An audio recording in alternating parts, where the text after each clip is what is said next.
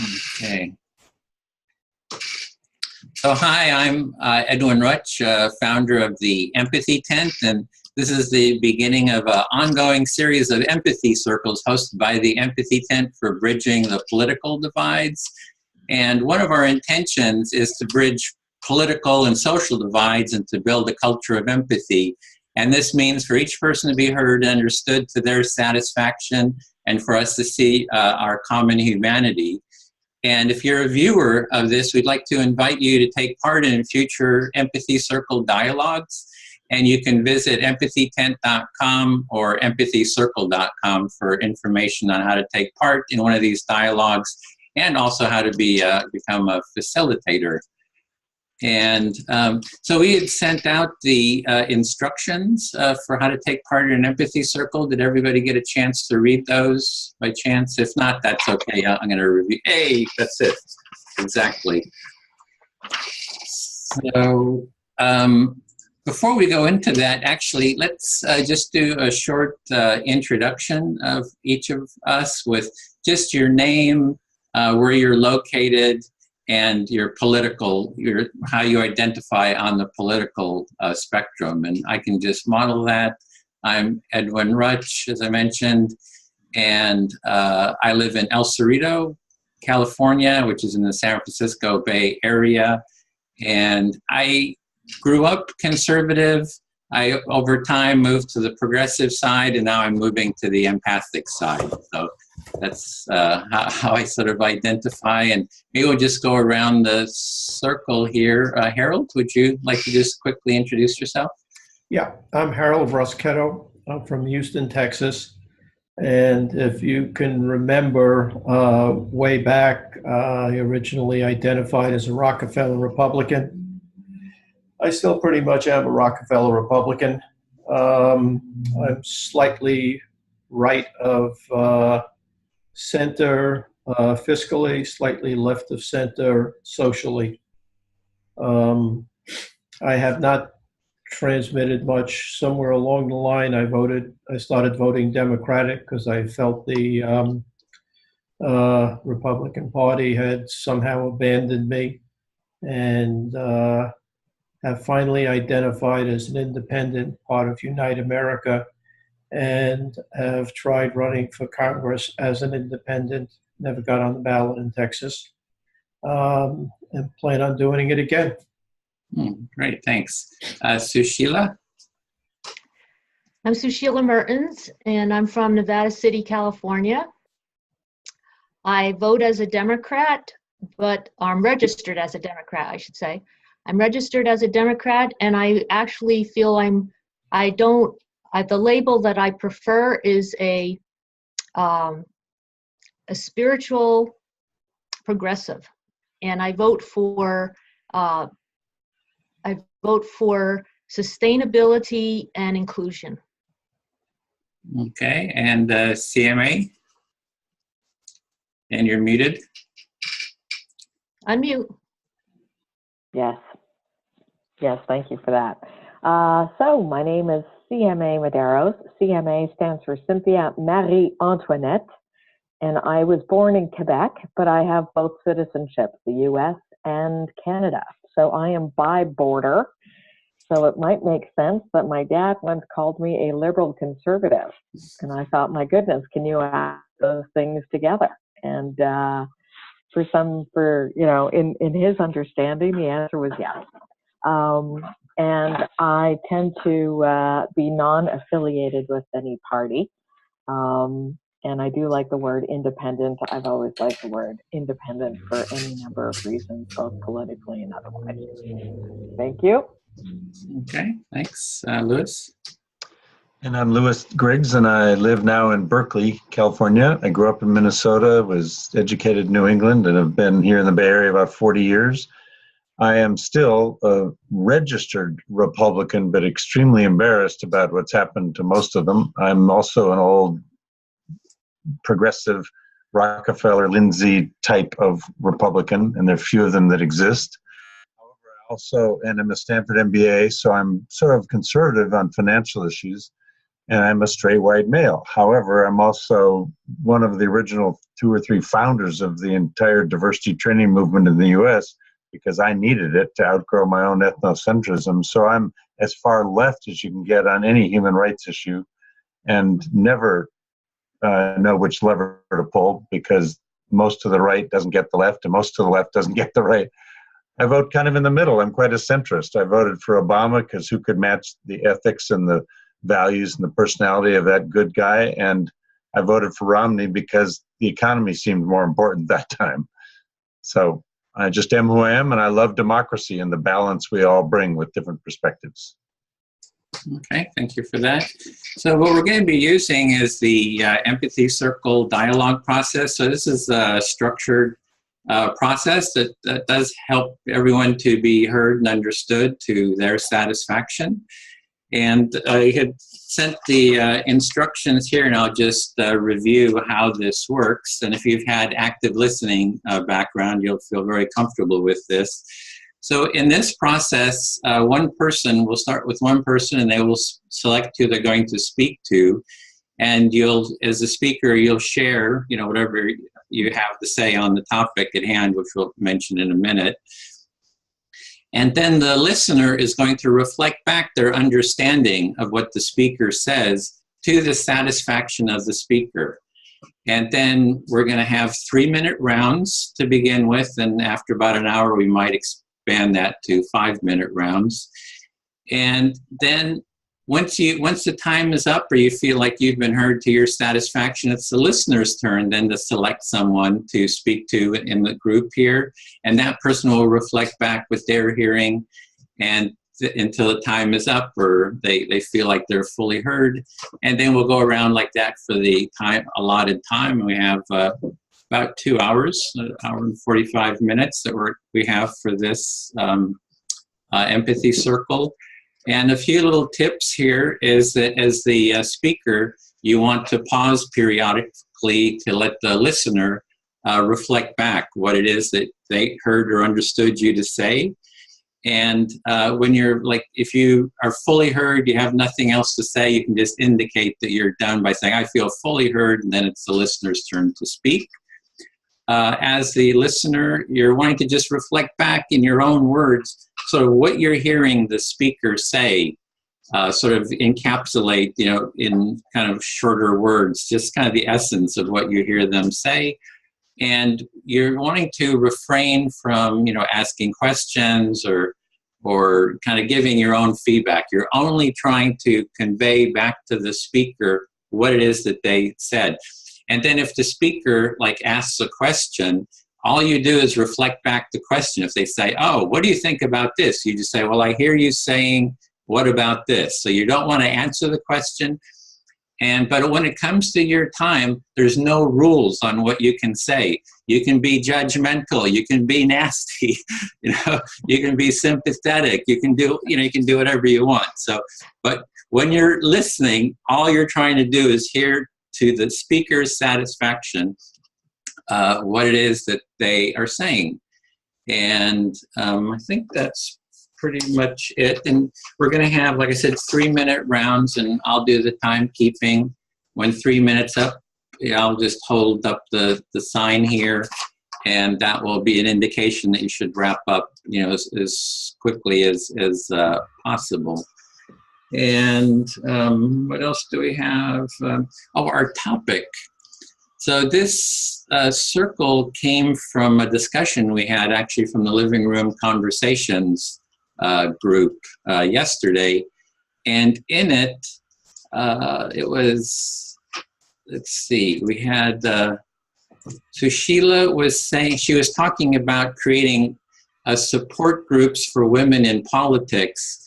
And then that started a sort of a conversation. We weren't quite sure what to actually call this topic. Is it women's advocacy?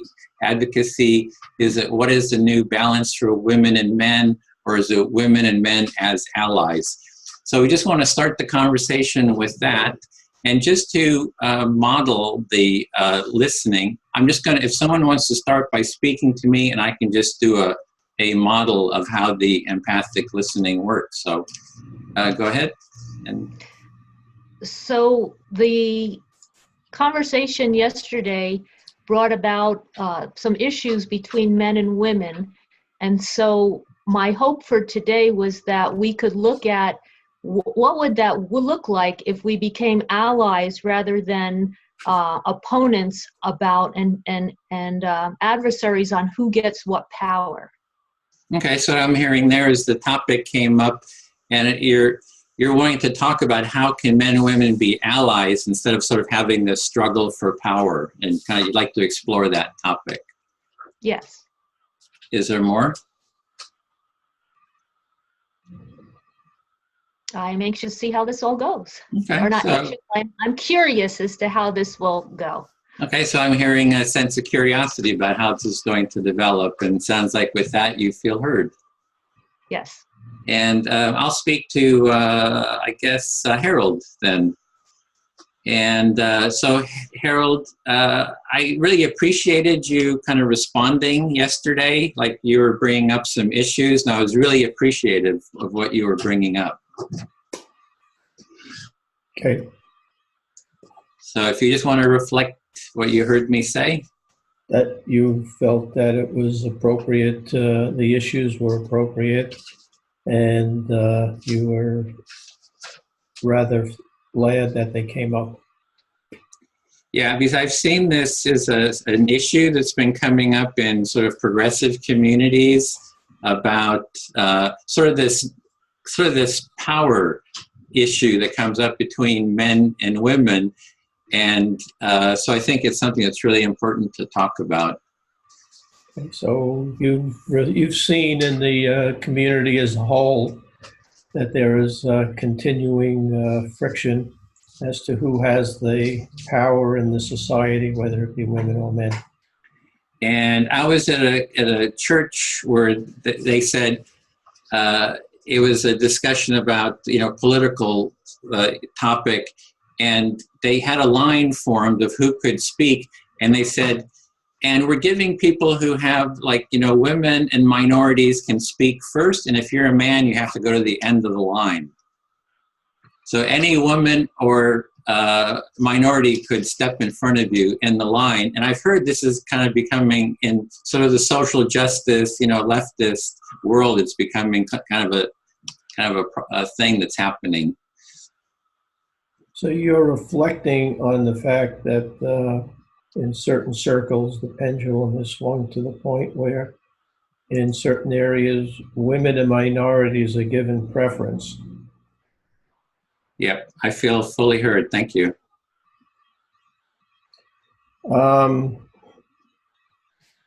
Louis, how about you? Well, CMA, are you up for this? Yes, Harold. One of the things that I heard yesterday that I responded to was that there was a women being trained in listening to their constituency, the women that had been elected to office down ballot. I assumed it was mostly rather local as opposed to congressional or federal. And what I suggested was that since they were trying to improve government, that men be included in this training. For that, eventually, Sushila responded that the training was to give, in my perspective, was to give make women actually more assertive in the area of dealing with men in government. I had felt that all of a sudden we were giving preferential treatment to women because in the past they had not been given equal treatment. You may want to pause there to let her reflect. Oh, okay. Just sorry. When I get going, I get going. So Harold, what I'm hearing is that you were on a similar call yesterday, and the content of that call, the topic of that call, Sushila had brought up the fact that women were that there was a training that was being there was a training that enabled women to upskill themselves in order to figure out how to be better listeners for their constituents. And it was your understanding that this was at the local level rather than the state or federal level. And that you had a feeling that because it was related to government, that this was a training that needed to include men in your understanding. And so, how's that going so far, Harold? Good. Okay. And so the other understanding of the purpose of this training was that it was in order to help women become more assertive to deal with men in government. And so you saw this as a preferential treatment was being, that women were receiving preferential treatment via this training. Yeah, and I reflected on it later on, thinking about it, in that I felt it was presented, this was not something I said at the meeting, but I reflected on it later, that that the words that we used to initially describe it really did not describe it the way that it was. And then upon questioning it, it came out differently. Now, I'm not sure I object to the preferential treatment for the reasons. What I do object to is that it's somehow being masked as something else.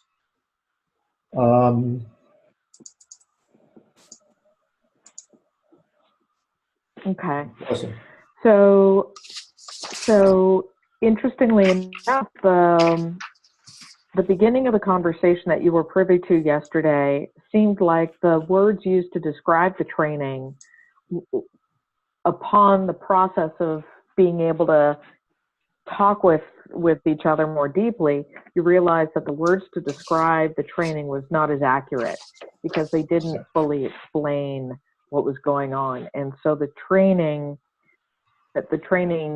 seems not to align with the purpose of that training, or the title of the training doesn't align with what the purpose of the training is.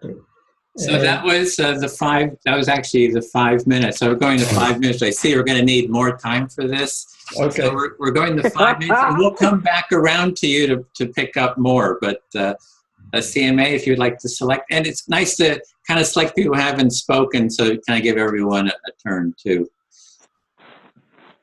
Well, that points to you, Mr. Lewis, if you're ready. I'm present. He is present. So I really do get tickled with the idea of women and men as allies in power. And it is something that I am greatly interested in. And I am quite curious about how to make that happen. Great. Well, I feel pretty clearly that I'm hearing that you have a passion for men and women being able to become allies in power. It's that simple. And that you're looking forward to working on that. Yes. An interest, I would say it's an interest in the early stages, and then if all goes well for me, then perhaps it might grow into a passion. well, in spite of that smile, I have to hear that right now it's just an interest, and the passion might grow. And yes. Okay.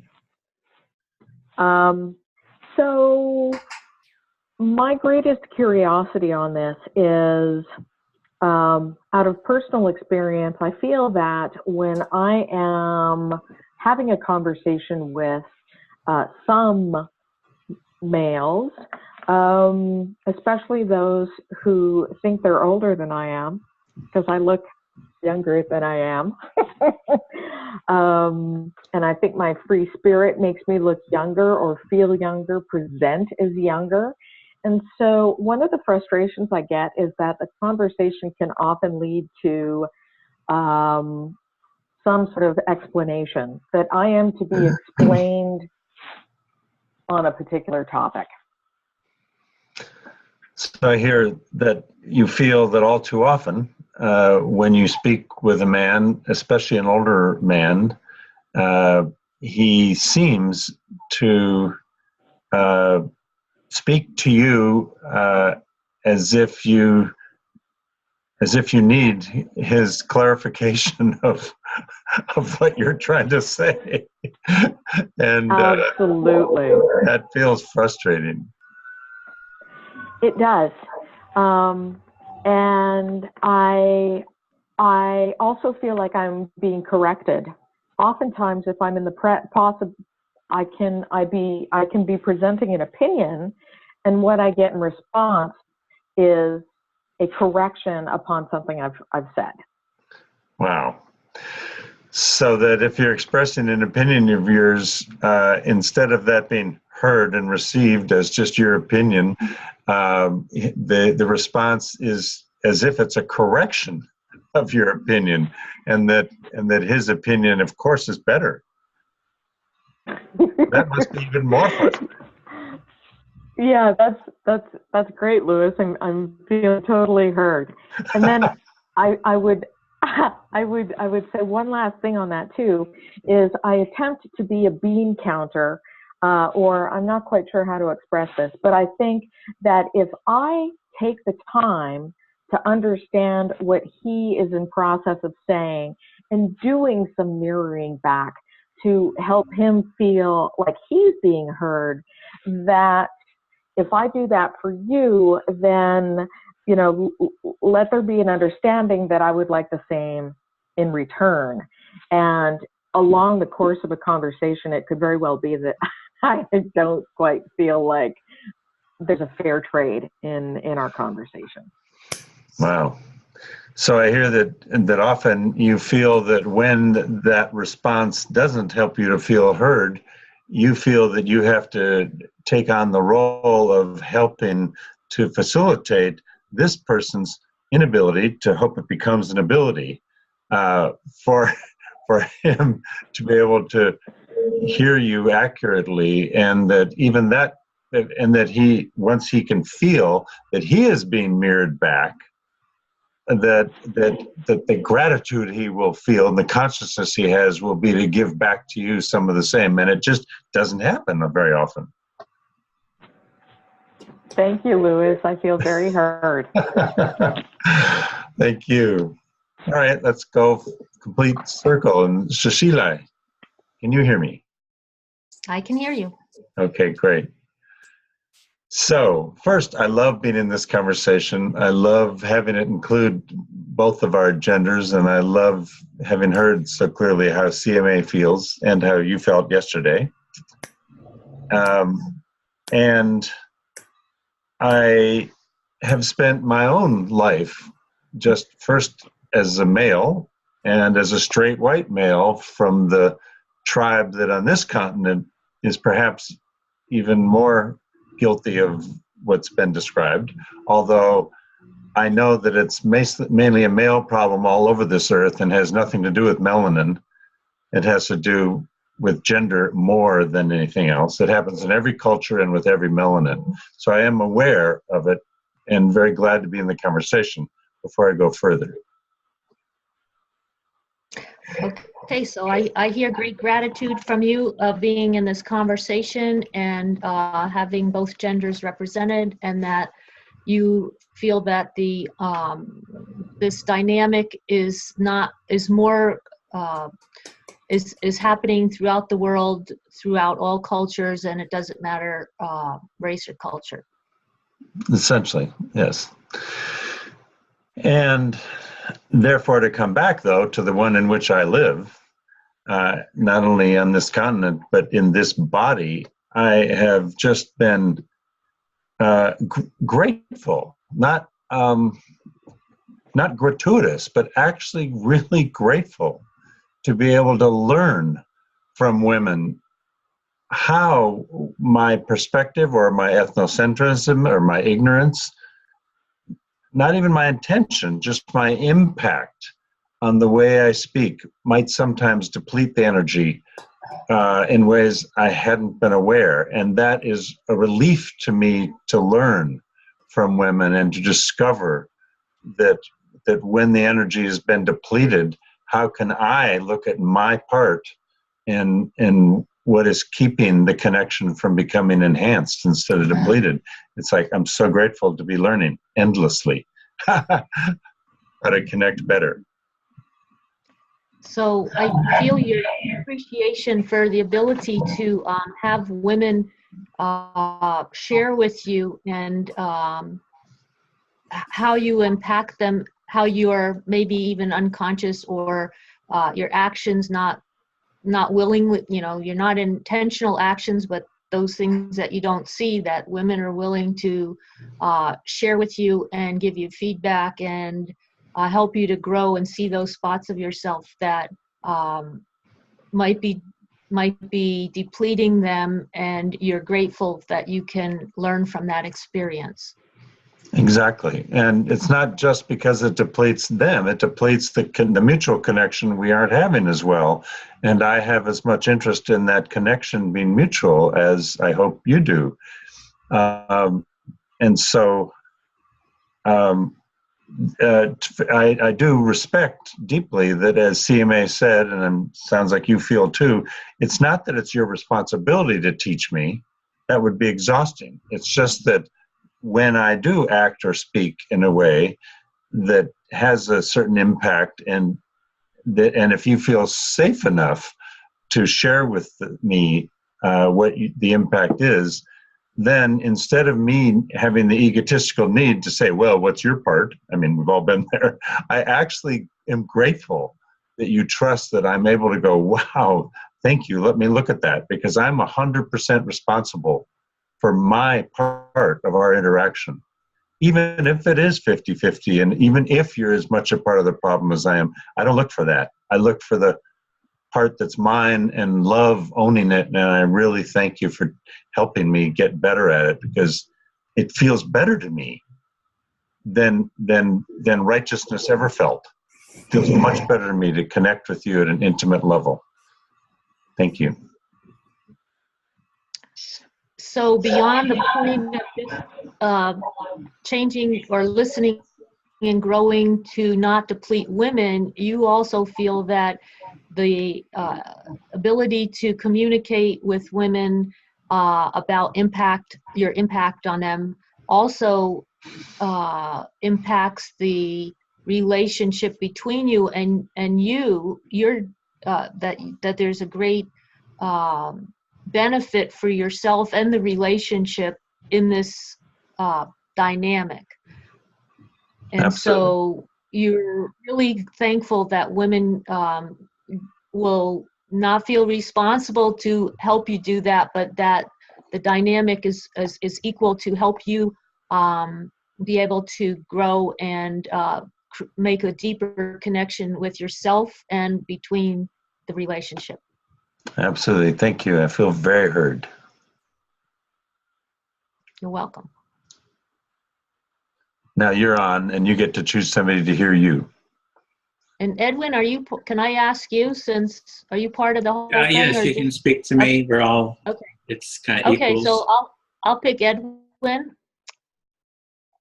Okay, so which way shall I go? I have lots of different thoughts on my mind. Okay, so what I hear is you're really wondering which direction to go because you've got a lot on your mind. Okay, I think I'm going to go with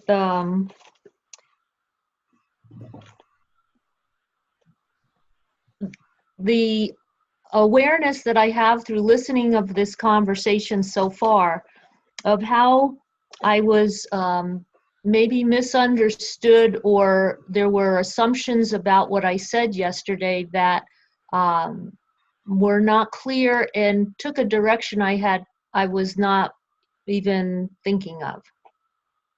So you're thinking that there was that you weren't clearly understood for what you were saying, and then the conversation went in a direction that you didn't anticipate, or wasn't really what you were kind of talking about or trying to express? Exactly. So I'd like to share what my intention of sharing about this support group for women leaders is, actually. And what I was trying to communicate was I did not really actually see it as a preferential treatment of women or teaching women to be assertive in positions of power. I'm going to stop there. Okay, so you're trying to clarify what it is that you were meaning, and you're wanting to be clear that it's not about training women how to be assertive in power, that there's something else that you're trying to convey.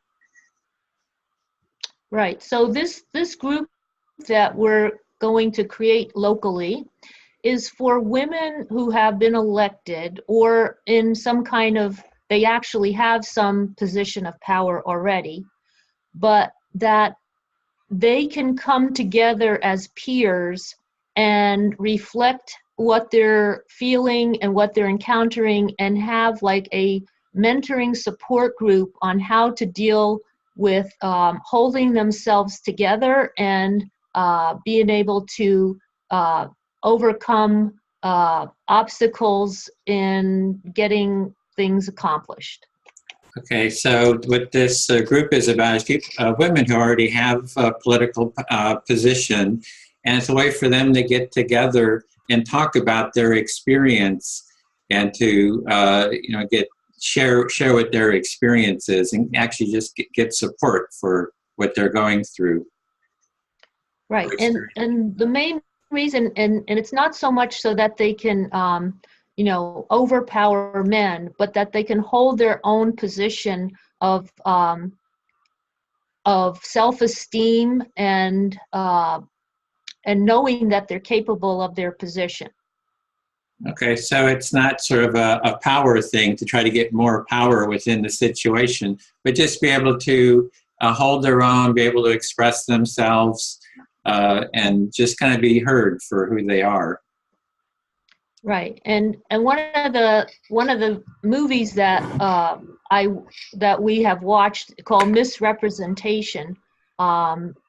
It's a movie about how women in politics go in with all their intellectual and cultural and educational ideas of how to address an issue, and that the sexism and the words, the derogatory terms, and how they're treated really takes a tough skin to get through.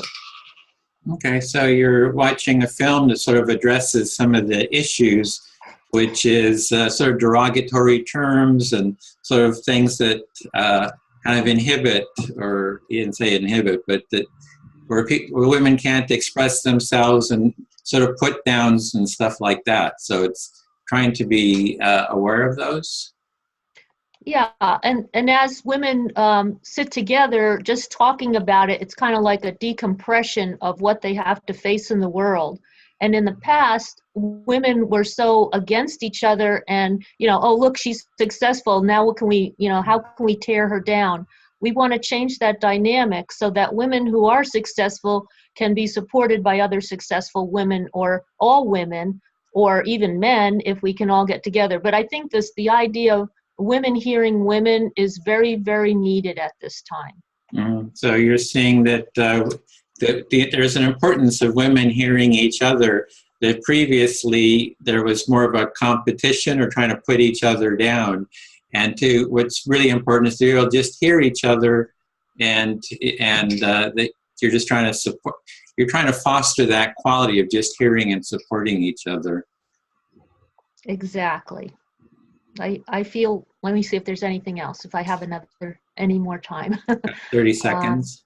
30 seconds. Okay, I feel very heard. Thank you, Edwin. Okay. Then let me reset that. And I'll speak to CMA. So I'm ready, Edwin. so what I see kind of as the solution for all these kind of issues is empathy. Is that we want everyone to, we want women who empathize with each other, women to empathize with men to empathize with men to empathize with women.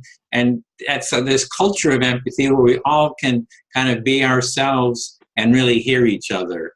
And kind of have a space for that everyone matters.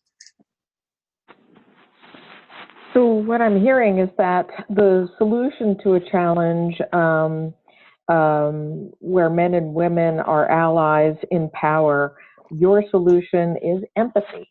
And that could be men to men, men to women, women to women, women to men, all directions.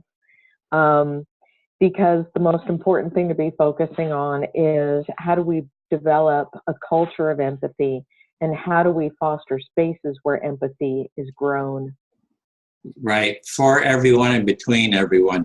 And I didn't use the word ally because I have some concern about that term, how it's used in the progressive world presently, that I think it has some connotations that I've sort of heard, so I don't feel comfortable with that word. And one connotation is an ally is you support us. We take leadership, you support us. And so that's, everybody has different definitions of these terms, but that's one that I've heard. So I have a clear understanding of what I mean by empathy, so that's the word that I use. Mutual empathy, so I don't use the word ally. So you bring out the point that ally is not a term that you use for the specific reason of an ally in the way that you define it is has to do with having a level of leadership and a connotation of you supporting us because I am an ally, therefore Right. You support us. And that this is not at all what you're thinking of when it comes to empathy as a culture and a space, because that for you is about being for everyone and between everyone. Yeah, and exactly. So, and other people can have a different understanding of the word ally. That's just my own personal kind of experience. I understand that. And it also, ally doesn't have the depth. Somehow it feels to me that it's like, oh, we're allies. It's not like we're connecting at our common humanity. And for me, the empathy goes to our deeper common humanity. So that's what I'd like to really get to. Right. So in addition to this personal definition of yours, there's a lack of depth when you see people using the term ally, because for you, ally.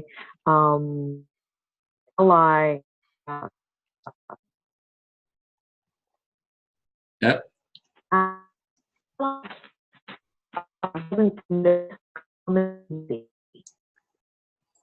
You broke up there a little bit, but I think you had it. It was, I think, just maybe a bandwidth issue. So that's that. Yeah, I live in Sherwood Forest, so I do apologize for that. But an ally does not define the common humanity, the common link of humanity, and Yeah. that is what empathy for you. That's why empathy for you is a better term, because of that common humanity. And the other thing is for me, allied denotes some kind of an enemy out there. We're allies against somebody. And of course, everybody has different definitions, but I'm just sharing all these different connotations that come to me is why I don't use the term. So another reason why ally is not a term that you like to use is because because when we hear the word ally, we sort of expect there to be an enemy connected to that ally. Yeah, not we, but me. I You, think it's yes. me. That's the association I personally have to the word ally. So, yeah. So I feel Yes, hurt. That's Edwin. Okay, great. Thank you. Okay, Harold. I'm here. All right.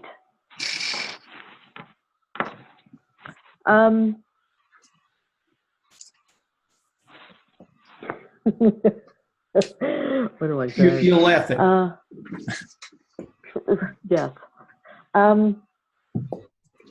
Hold on. I have to get this thing back. I lost it. Okay, go ahead.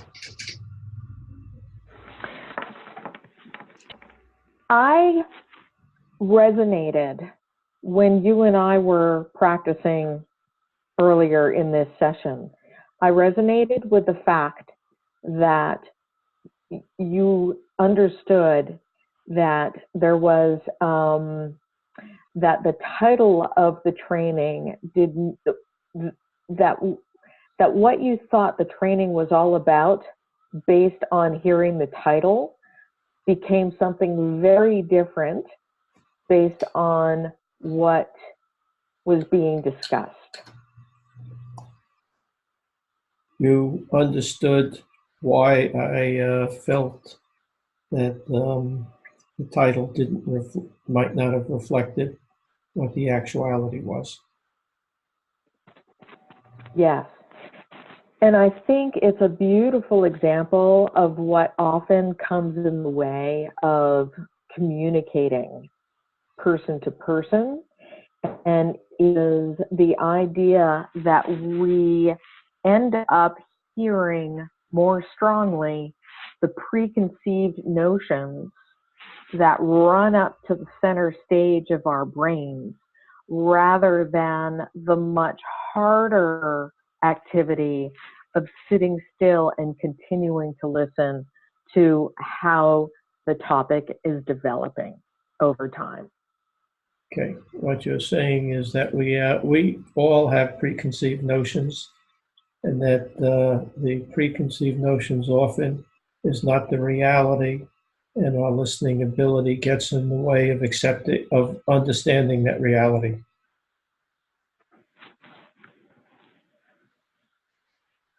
Yes. I feel like we've got the little, the good version of ourselves over one shoulder, and I don't want to use bad. We have these other voices that tend to speak inside our heads at the same time as a speaker is speaking in front of us. We don't listen to understand.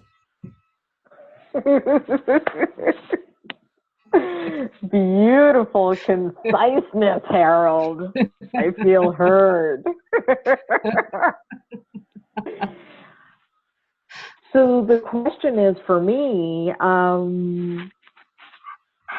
what is it that we can do to gently remind folks to not jump the gun and to sit still enough to be able to hear a thought in its entirety?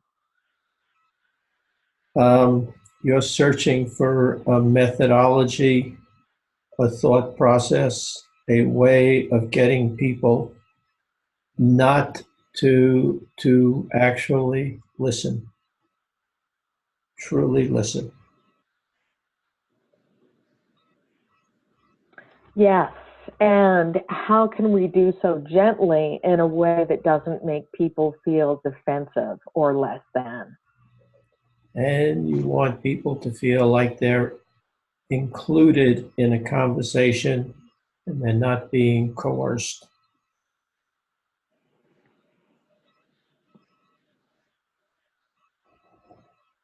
Yes.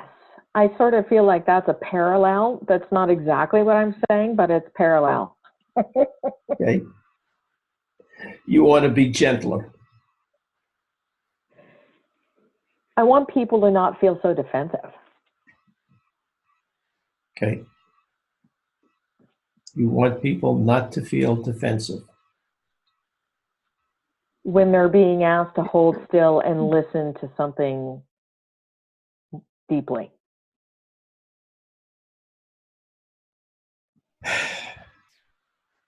You want people to actually understand that active listening is really part of what their makeup should be.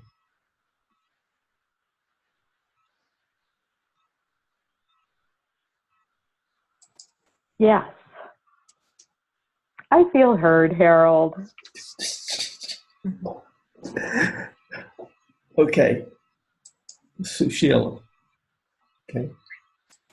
We need to do this with each other at some point. Everything that you said, okay, to me, relates back to the fact that what you want out of the session that you'd be providing to these women is to make them more assertive. To me, the word assertive is not a derogatory word. It's a word of people being able to stand up for what they believe in and doing it in a manner that doesn't hurt, doesn't demean, and doesn't coerce. Okay, so everything that you heard me say, what the word assertive came up for you, and for you that isn't a bad word. It's a word that means that they could be more gentler and kinder and get their point across effectively. Yeah. CMA, I have to put my glasses on for this. CMA started wondering how we can create this world where men and women coexist to my way of thinking, in a balanced method, in a balanced environment. And my feeling was that part of this balance, over the last 20 or 30 years, there have been women's groups that have pushed women forward, some more successfully than others, and that in the last year or so, there's this sort of reached a pinnacle, and there's been a sea change in that, with women finally understanding what they had to do and how they had to do it to be more fulfilled in their life.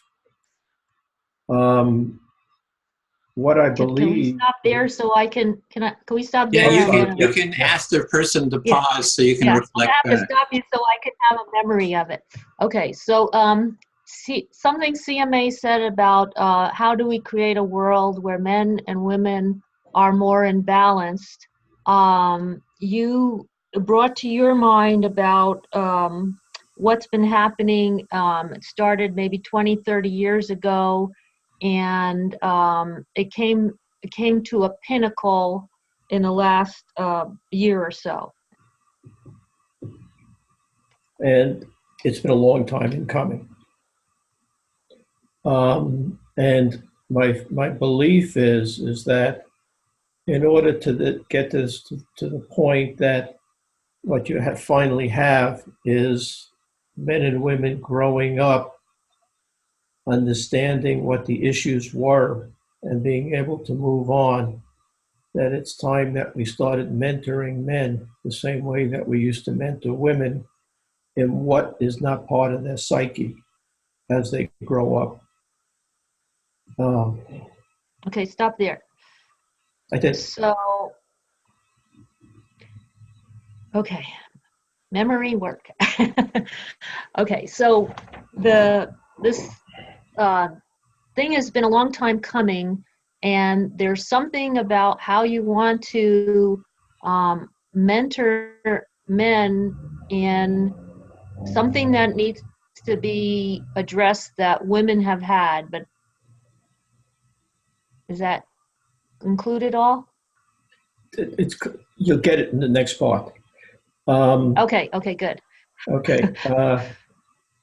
Even in today's world, I watch young men growing up believing that they can do things that aren't quite in their best interest and somehow make up for it later on, which has been a psyche of men for a long time.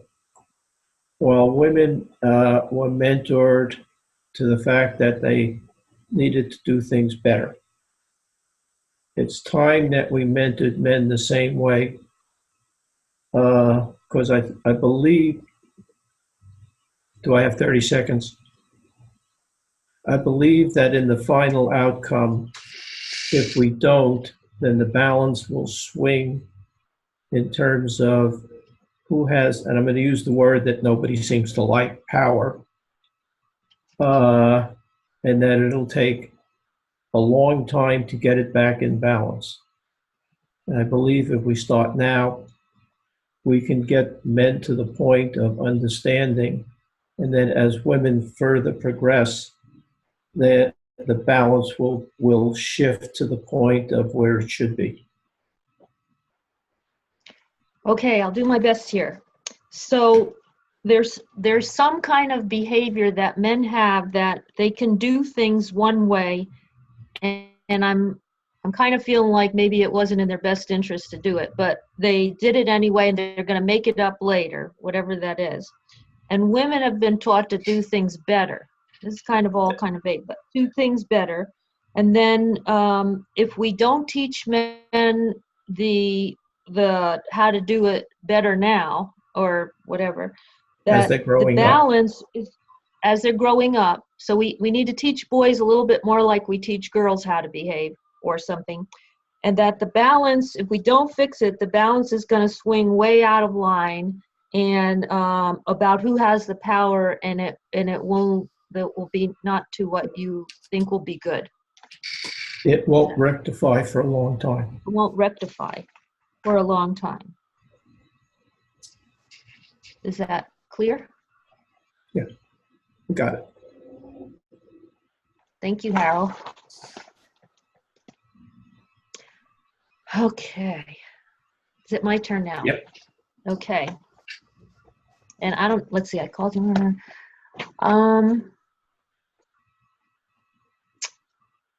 I think everybody, well, maybe it's Lewis's turn. I can't, did I miss? Is there an out of turn? Anyone you feel comfortable with. Yeah, no turn, it's not about turns. It's about who you want to do it with. Okay. Yeah. All right. Well, yeah, let's give it a try, Lewis.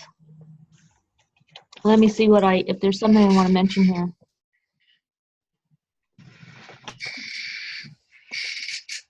So I'm really filled with curiosity about what Harold just said, and it's kind of not very specific for my my mind to grasp, but I might have. I'm trying to see if I understand what he's saying. So I hear you say you hear his words, and as you did your best to repeat them, you don't fully understand them, and you're still trying to do that more deeply, more personally. Yeah, I'm kind of curious about what how girls do things better means. I hear that you're not clear what he meant by how girls do things better. But what the important word is, I'm curious about it. Yeah, absolutely, and you're very curious about it, and continue to be. That wasn't resolved. Okay, so in my mind about what that might look like is I'm going to go to I think CMA alluded to it, that we all come from our own experiences and all those voices on that make up our life. So in my experience as a woman, you know, I feel like I have been taught to do good things and nurture and care for people. And I grew up Catholic, and I just feel like I had I wouldn't say a Mother Teresa complex, but you know, that we take care of people, and the women in the family usually are the caretakers of traditionally the children and the elders and the growing parents, and the daughters have all that responsibility. So I hear that even though you had just said you're curious what Harold meant about how girls do things better, that your own experience is that the way you were raised as a Catholic girl is how to take care of other people better, both siblings and parents and older people, in a more nurturing way. And that's your experience of how you were taught to do things better. Yeah, I didn't exactly mention siblings, but like with children, well, my mother did take care of her siblings, so that's Okay. an extra that I can throw in. Thank you. I threw in the word siblings, yeah, but that you mentioned children and older and others in need in a nurturing way that you were trained to do as a female. So I was reflecting on my mother's generation and her life, and all these things that women of the baby boomers, like our parents, most of the women in my neighborhood were actually homemakers. And it came to me that one of my girlfriends, her mother was a lawyer, and she had a basement office. So I hear that as a 60s kid, most of your friends' parents had men working and mothers at home, but that you did have one friend whose mother was a lawyer and had her office at home in the basement. Yeah, and she, I didn't know all this until I grew up and we were discussing her mother's practice of how many women in the neighborhood came to her because of spousal abuse, or they were alcoholics and they needed help, and there were issues and things that I had no clue of as a child. Wow, and that mother served the role of many other of her friends, her peers, who came to her needing help with the issues they had in their home, which included abusive husbands and alcoholism. I didn't hear if the alcoholism was always his or hers or both, but I think I interpreted it came with the violence and the control, so it was more likely the men.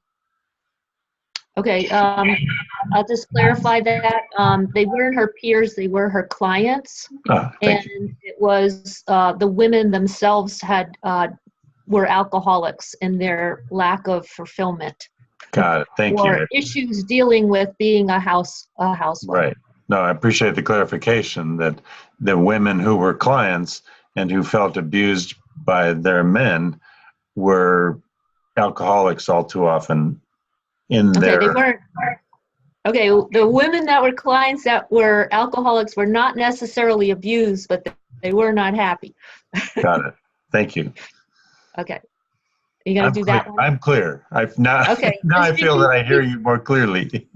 Repeat that one more time and I'll feel fully heard. That the female clients were not necessarily abused, even if they were in relationships that were domineering or controlling in some way, and that they were alcoholics partly in their role as just moms stuck at home. Thank you. I feel fully heard. Thank you. Okay. So, interesting, because I'm just going to share that I'm going to ask Harold. Great. I'm going to speak to Harold this time. And so the first thing I want to share, I'm partly the reason I'm wanting to speak with Harold is I want the experience of the men talking, just like I wanted Sushila to be speaking to CMA. So I, as a man, could experience that. So, Harold, are you there? Yeah.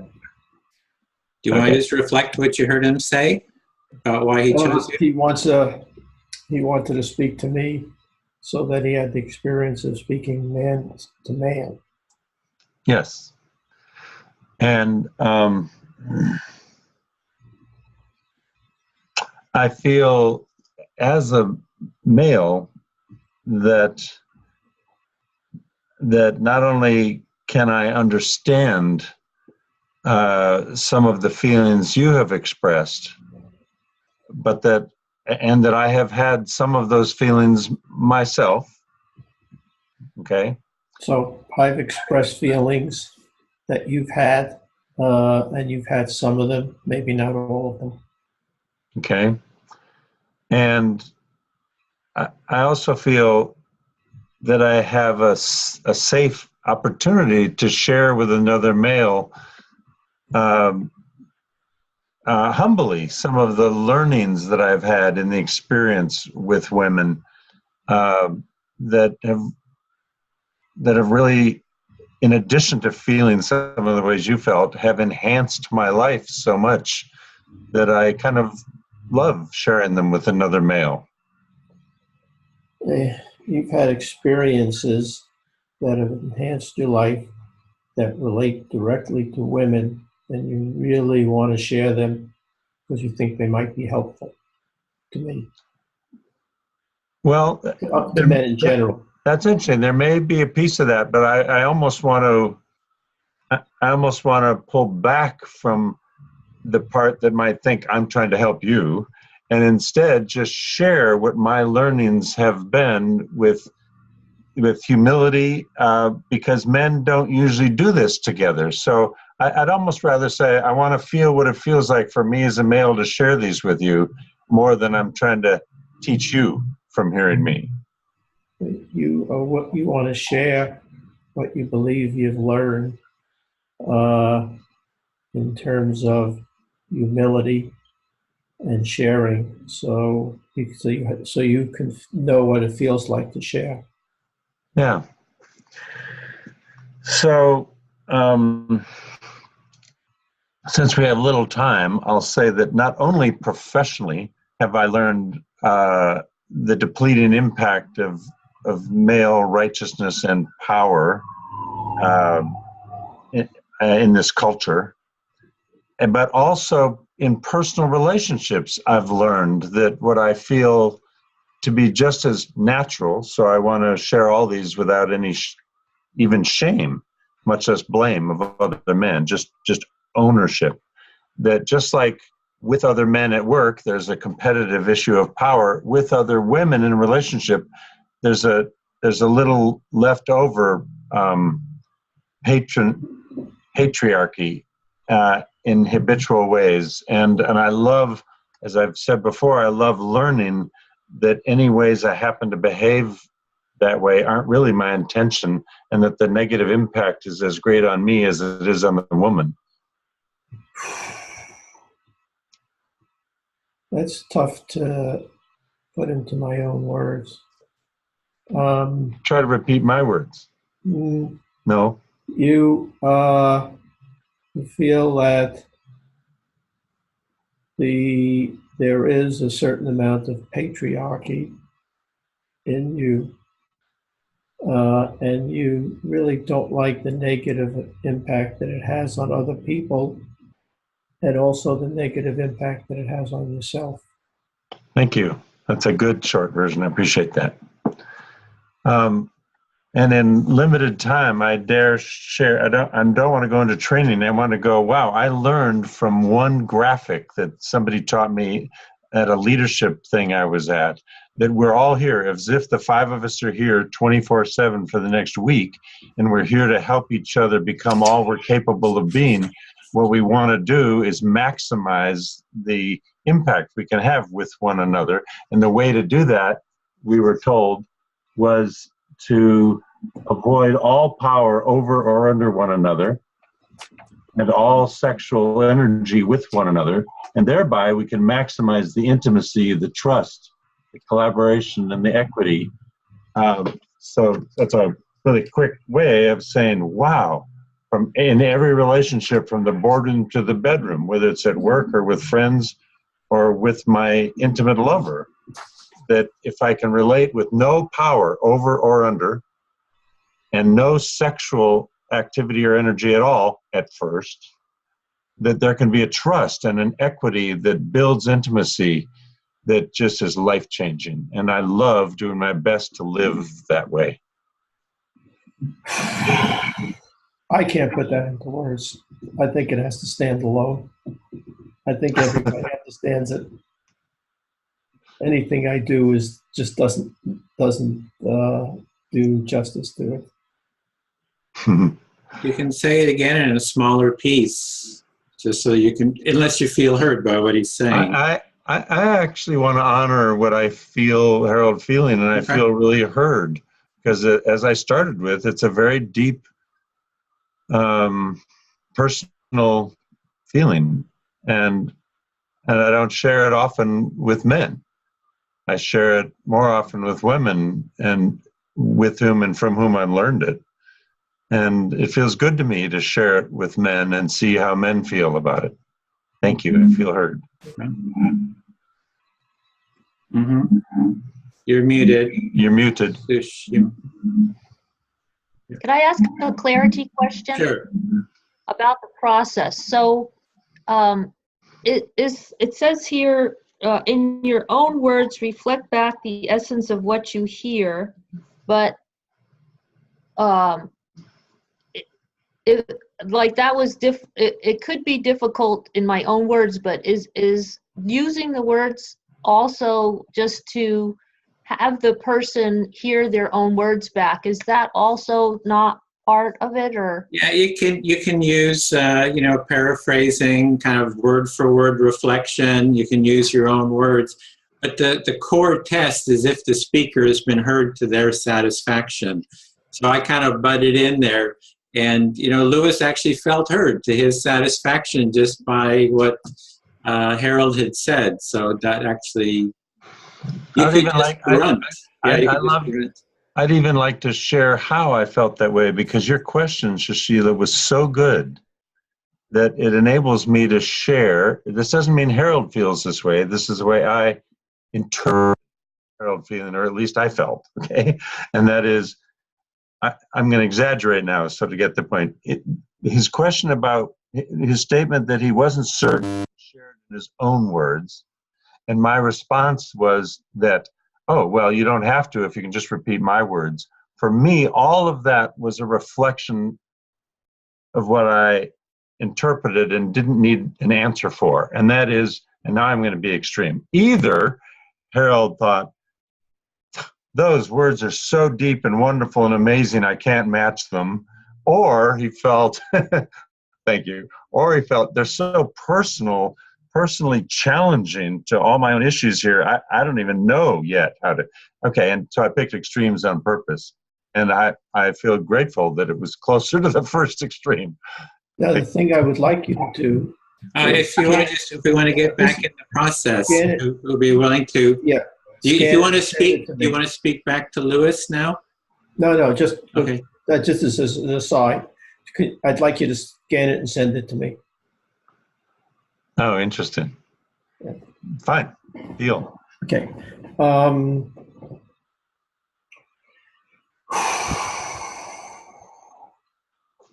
CMA. Okay. I believe that I was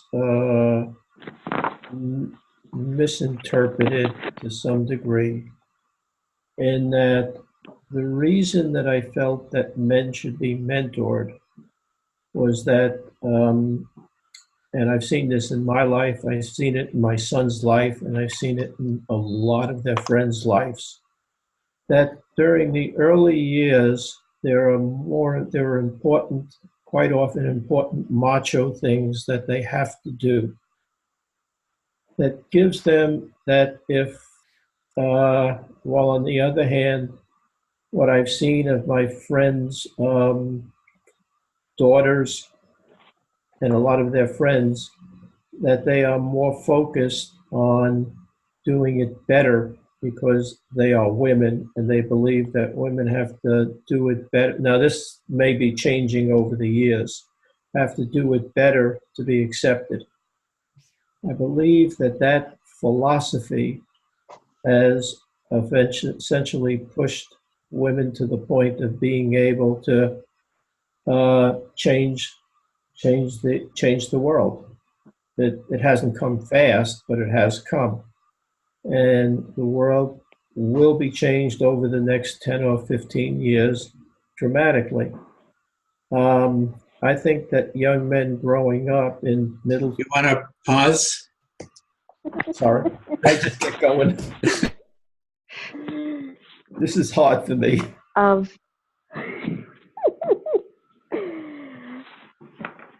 So, in your having funness,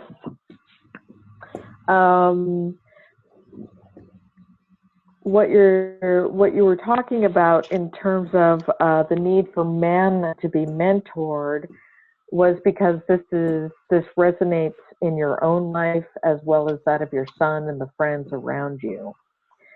In the early years, important macho Things. They're almost immaterial in later life.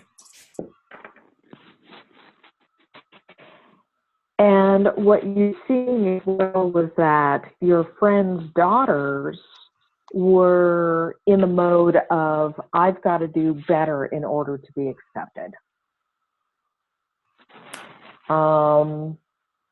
And that the difference between the boys and the important things that they were dealing with, the macho things that they were dealing with in the early years versus the daughters doing better, that philosophy has brought women to a place where they may be changing the world. Okay. And no, that they are changing the world. Okay. They are changing the world. They are changing. And for the most part, from what I can tell, it's come about by women mentoring women.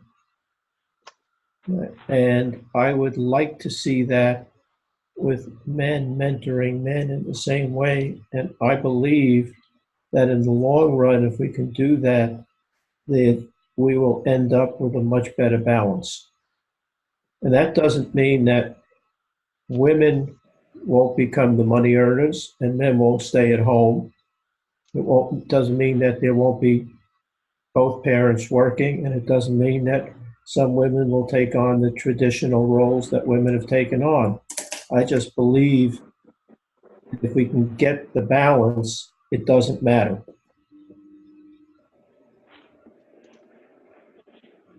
Okay, so this fact that women are changing the world has come about in your understanding because of women mentoring women, and that so you want to see men mentoring men, so that over time there will be a better balance out there,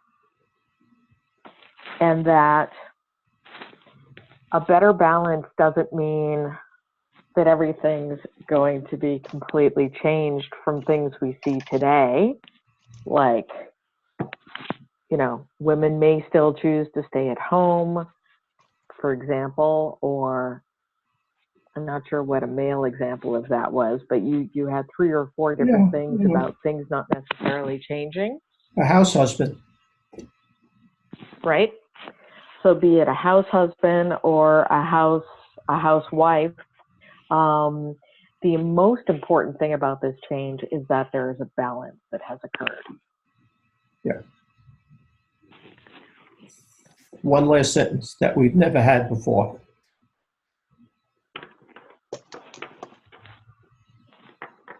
So women mentoring women, men mentoring men, allow for this balance to be achieved, a balance that we have never had before. Yes.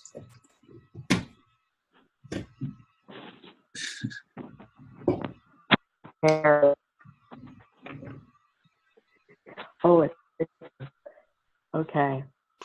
Yeah. Let's see.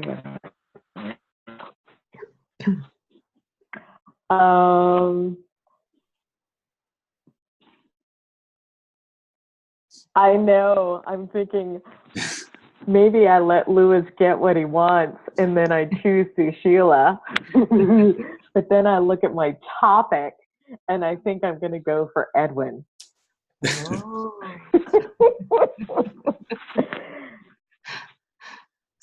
Okay. So what I was hearing there is you're kind of like wondering who to choose. And you're wondering, well, do you support Lewis in speaking to Sushila? Or you got this topic that, hey, maybe you should talk to Edwin. So Edwin, what I would like to talk about is there is an aspect of power. Power for women and power for men is very different, and I'm not sure if it's gender or experience or any other potential aspect out there. so you're seeing a difference between the way power is used or the quality of power between men and women?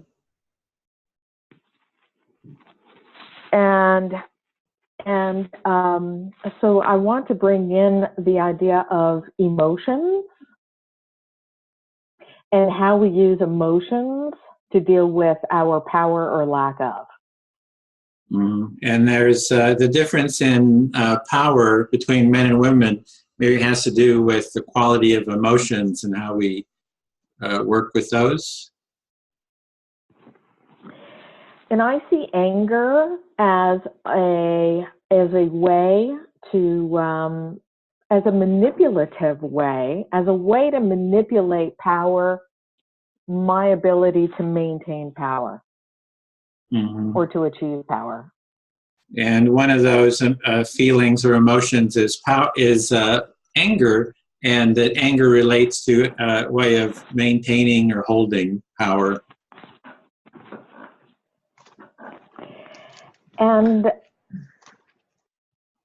it makes me ponder whether in our early years, girls are allowed to be emotional and cry. Boys don't cry, and they were not allowed to cry, or crying was not acceptable for boys. And so is that not an opportunity to then show anger? Instead, if I can't cry, then I might as well be angry. So you're saying one difference between boys and girls is growing up, girls were allowed to cry, whereas boys were not allowed to cry, and that then they maybe developed anger as another sort of a feeling or emotion to kind of get power with.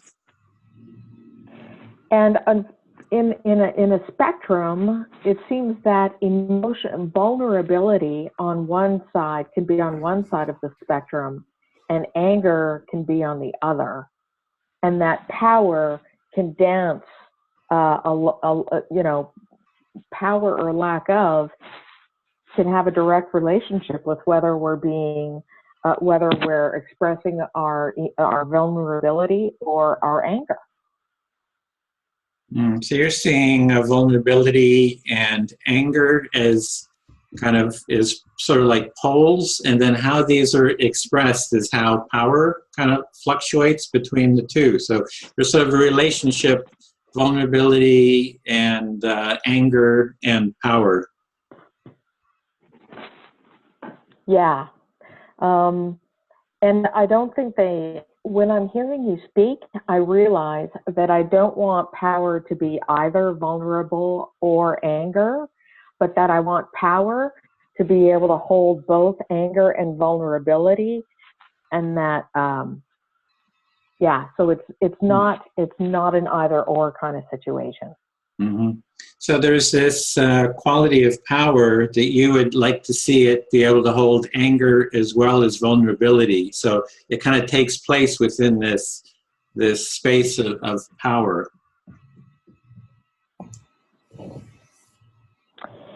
And as a result of being able to be both vulnerable and angry at the same time, that maybe we can see that power can exist in both people at the same exact time.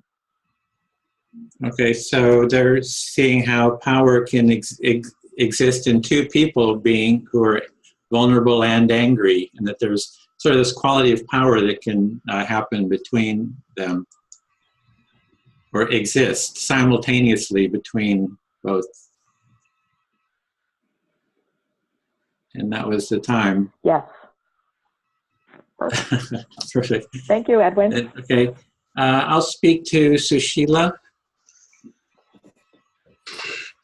Okay, yeah, the one thing that kept coming up for me was this, I want to speak to was this notion that somehow women are more empathic, and is there's sort of this notion, well, boys can't cry and women can, and that there's this, and I'm not really sure that that's accurate. So you want to, you're looking at whether something about empathic, of whether the notion that boys can't cry, or that it's whether how that feels for you, if it feels true or not. Yeah, it's that there's a lot. It's, for me, empathy would be hearing each other. Being sensitive to what the other person is feeling, what I'm feeling, and I think this empathy circle kind of helps in that direction. It's kind of like a tool that sort of helps, gives everyone time and space. And I guess there's something I wanted to address, that I think that women have a lot of blocks to empathy as well. It's like men are blocking empathy, maybe with more power, but overt power, but that women block empathy in a lot of other subtle ways as well. So it's sort of this mutuality of blocked empathy in men and women. So you see sort of the emotional thing as a possible more of a question of empathy, and that men that men maybe not holding back. Power may inhibit men's empathy, but women, there's something else that may inhibit women's empathy. Yeah.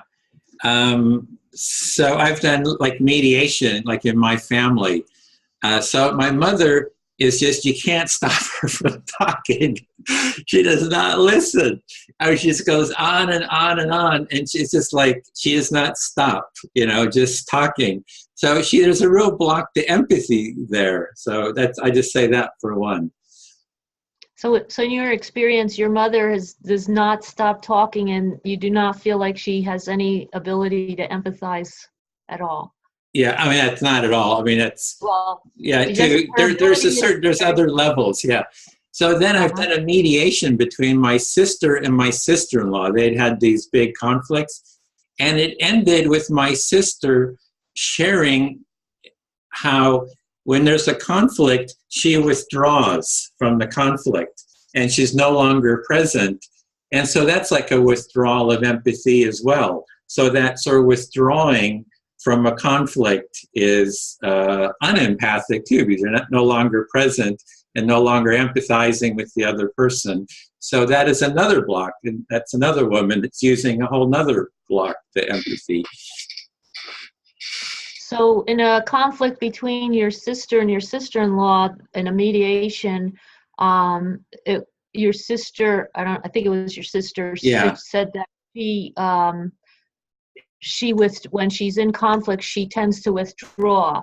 So that's another block to empathy, rather than just talking all the time, is totally withdrawing.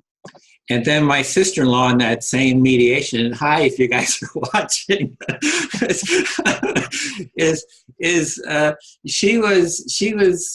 her thing is anger. She found that as growing up, she was just not heard in the family, in her family. And she learned if she gets really angry and just lashes out in this raw emotion, that people pay attention. Oh my goodness. So she kind of like cultivated this, and it's just like total raw. I mean, the depths of the rawness of when she gets angry is just amazing, and it just sucks people into it, and they're like totally going into this black hole, at least my family, and they're just all in turmoil. But it's also a block to empathy. So your sister-in-law then has another approach to deal with conflict, and that is that she goes into total anger, and through her anger, she can control the situation. Yeah, so I'm just kind of laying out that I think I want to get away from, the women are all empathic and sensitive and all that. I think it's pretty balanced in terms of the lack of empathy, between the sexes. And I think that what you were talking about, the woman in the basement, listening, she was hearing all the pains that her neighbors were having, and those were all from living in an unempathic environment. They're probably going to her to be heard and to be seen, and they were getting a little bit of empathy from her. It sounds like she was a counselor or something. So I guess I'm just wanting to address that it's kind of across the board, the lack of empathy. So you're saying that you want to get away from just saying that women are all better with their emotions or listening, because in your experience, you feel that there's an equal amount of males and females not listening with empathy, and that perhaps the woman that was in my story was popular because she was a good listener, and that she was able to help people through empathic listening. Yeah, I feel heard. Thank you. You're welcome. Okay, CMA, it's you and I.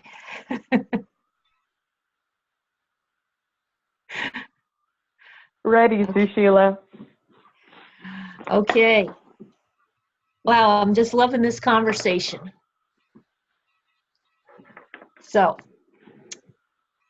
I just wanted to clear up first that this woman in the basement was actually a paid lawyer that received money for her career. Go ahead. So you are absolutely loving this conversation, and you'll start it out by clearing up that the woman in your story was a lawyer that worked in her basement and getting paid for it. Exactly. And she was a good listener as well, I'm sure. So what I wanted to, there's, again, I have this mind that goes in many different places. So let me think of where I'm going. Yeah, I think I agree with Edwin about, I think that what you were trying to say, CMA, was that women have more of a window to express their emotions, especially their vulnerability, especially crying. Say that part. So one final clear up on the woman in the basement. She was probably a good listener as well. And then we moved on into the fact that there were many things going on in your mind, and you had to try and figure out which one was the one that you wanted to address. Oh, am I shaking? Yeah, again? back up. That I didn't hear you on that. You blocked your microphone Okay. with your sweater or whatever. Oh, thank you. Sorry about that. So final clarification on the woman in the basement who was a paid lawyer. She was probably a good listener as well. And then thinking into what we were going to talk about next, there was this comment that, you know, your mind was going in all different places. You had to figure out which one to choose. And what you were led by was the fact that you agree with Edwin, and that that you were paraphrasing something that I had spoken about earlier, explaining that women had a larger window that included emotionality, vulnerability, the ability to cry, that sort of thing. Is that right? Correct. Thank you. I feel heard on that. Cool. So with Edwin, what I agree with him also is that we as women go into what I believe he was describing was the fight, flight, and freeze thing, where when we are triggered and not feeling safe, the human, we do tend the default things is for survival are either to fight, flight, or be frozen. And I think women demonstrate all three of those survival patterns as well as men. So what you agreed with Edwin regarding that there can be empathic blockages, and that was because you see that a survival mode that both men and women will go into is either to fight, to take flight, or to freeze in a particular situation. Yes, thank you. So when going back to Harold's thing about boys in their early years and the idea of, you know, not, I call it don't be a sissy, you know, man up. And there's another good movie by the same film producer called The Masks We Wear. And she's actually the wife of Gavin Newsom. So you might look her up. She shares how that affects men and their ability to possibly, you know, be in their emotional state at the time of maybe vulnerability.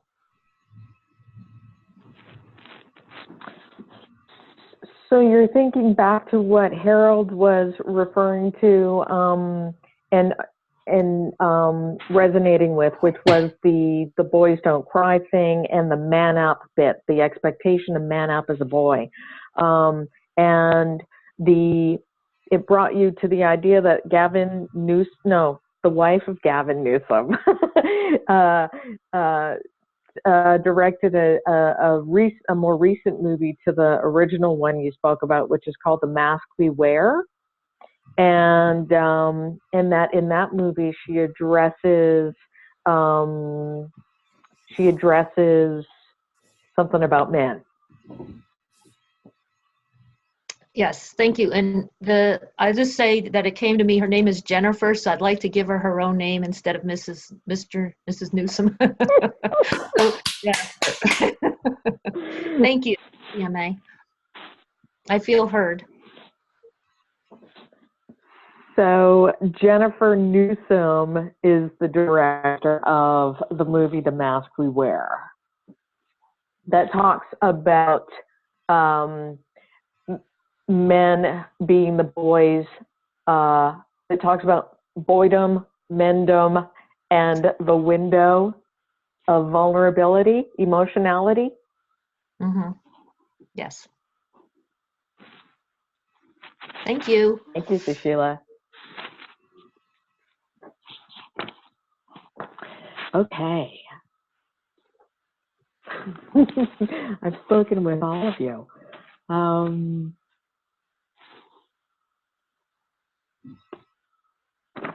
Let's see my topic. Okay, Harold.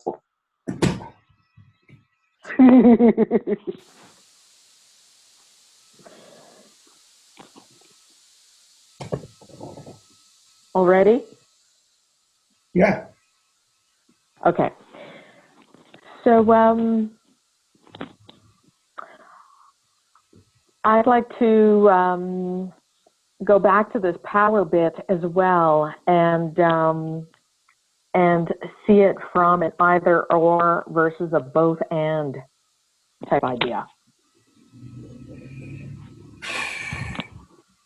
You want to discuss power between men and women as either or one side or the other side. Yes, and the thinking that I've got isn't necessarily men versus women. It could be human versus human, and that people can often find they often establish their power by staking a claim in an either or situation, and not allowing people to talk in a both and situation.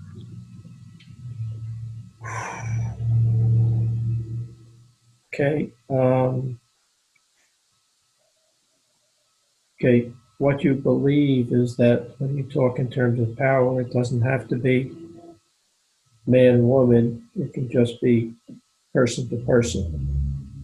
And that people establish power by talking in an either or situation and not in, I'm not quite sure what you meant by the next piece.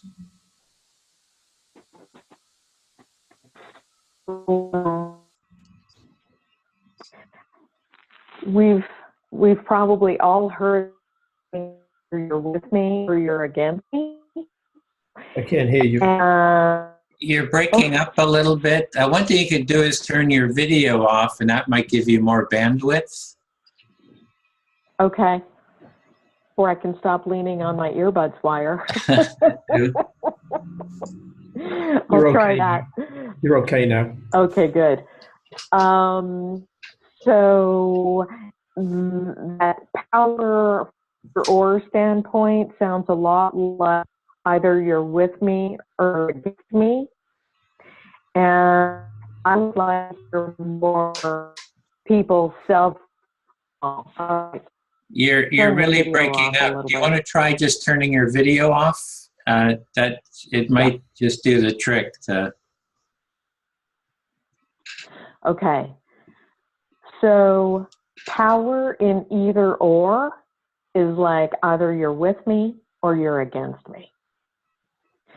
And what I'm wondering about is how do we get to a power that isn't either or and is more about we can both figure out how to move forward on this issue that we have. Okay. That is, okay, there are two that one type of person will face their power in you're either with me or against me. Another two people you would like to be able to move to the point where it's not with me or against me, but how can we move forward? And I'm assuming what you meant was move forward in sharing power between us. Yes, yes, I feel heard. So, given our collective discussion on empathy and our challenge with blocking empathy, how do we help each other stopping from withdrawing or getting angry, and actually sit strongly in a space that says we can actually talk through this in a way that doesn't hurt either one of us. Okay, going back to the discussion on empathy, where we talked about either withdrawing or getting angry, you're wondering what the path forward is to get more people to be able to actually empathize with each other in discussion as opposed to withdrawing or getting angry. Thank you, Harold. Yes. And so my final thing on that is the vulnerability to sit still in continued communication with somebody, to me, is the most powerful thing of all for everyone involved. Okay.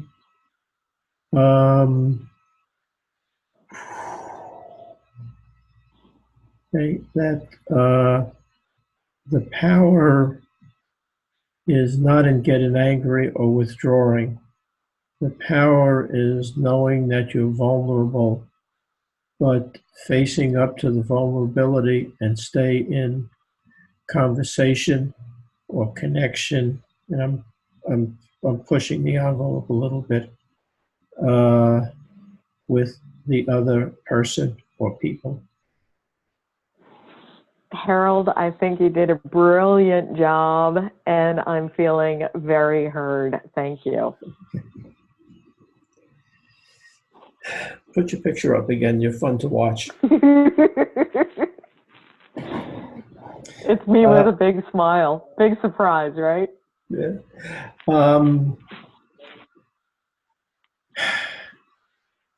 We've gotten to talk about power in terms of first step, select who you're speaking to. Oh. This one goes to Lewis. We talked about power in terms of empathy.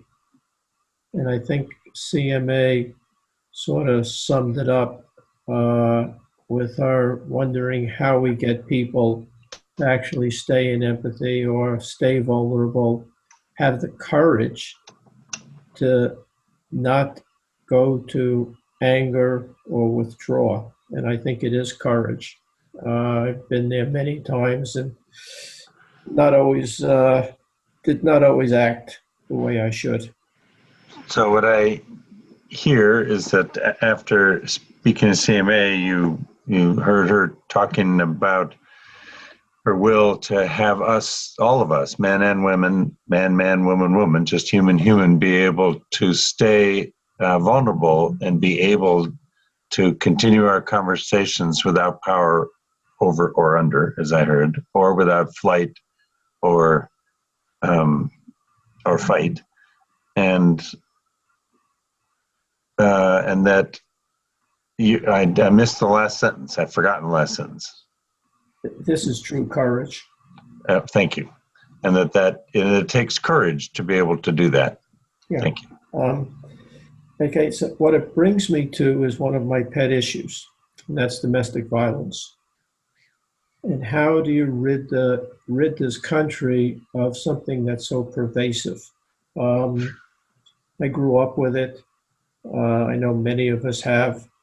I'm not sure anybody on this in the circle have. And the statistics I've heard that it's 75% against women and about 25% against men. And it's both physical and mental.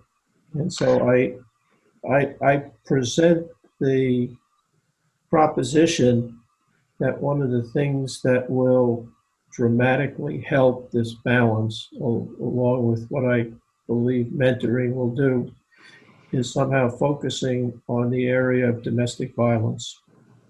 Okay. So I hear.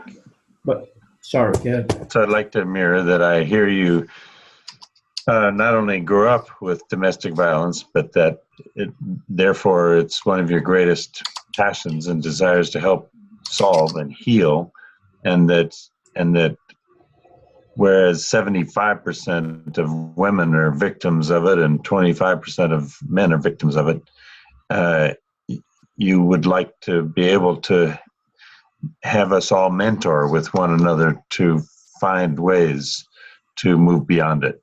Okay. And the I think that we ignore it, okay, to our own detriment, and it continues.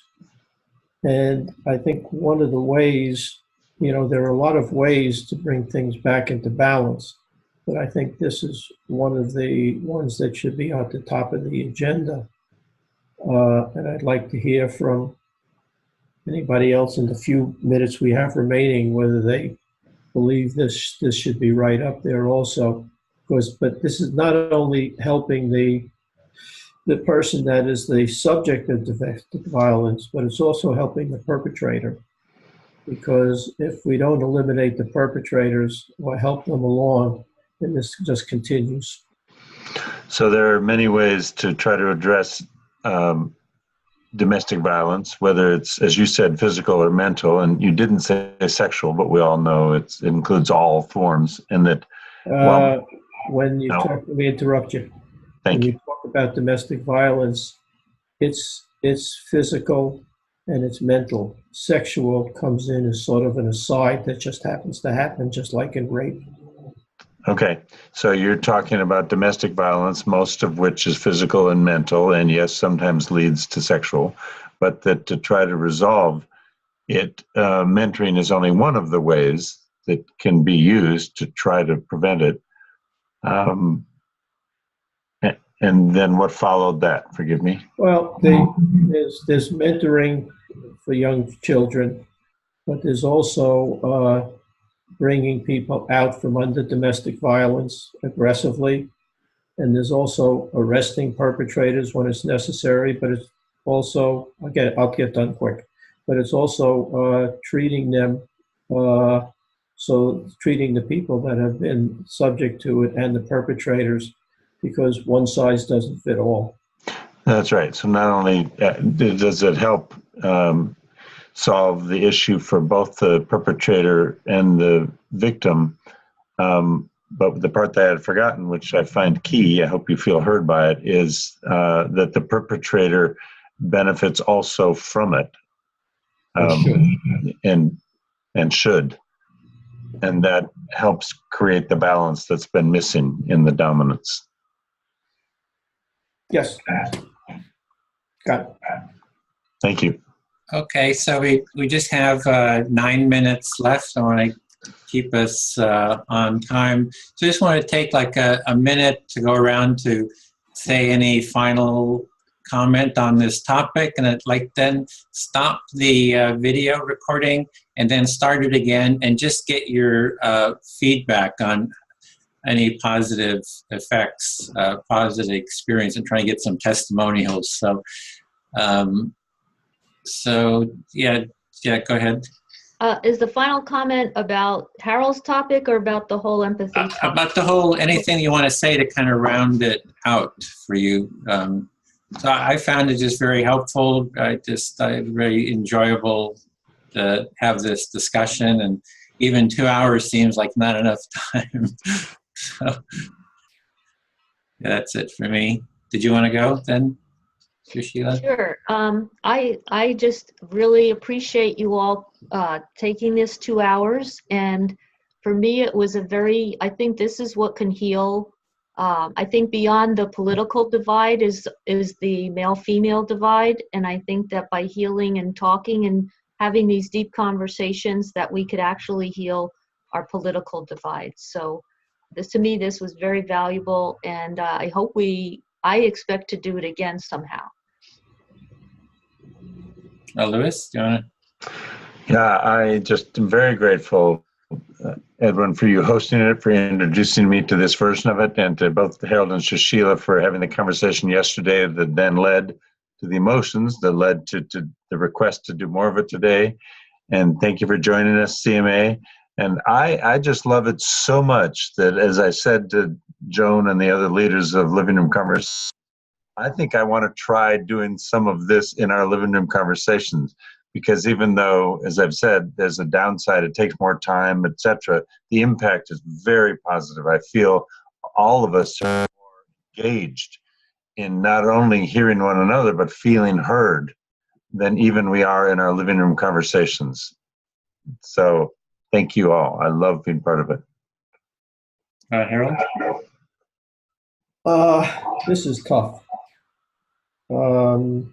This is tougher than I expected it to be. I am grateful to all of you to put up with me, because I don't always come across the way I should. But I believe this has been really helpful to me, and I hope it's been helpful to all of you. CMA? Well, Harold, I think it's been tremendously helpful for me. So there you go. There's one gold star right there. I really enjoy. I must say that 2 hours scared me, and I can see the magic of the 2 hours now. That there was a level of vulnerability and intimacy that we were able to achieve together as a fivesome.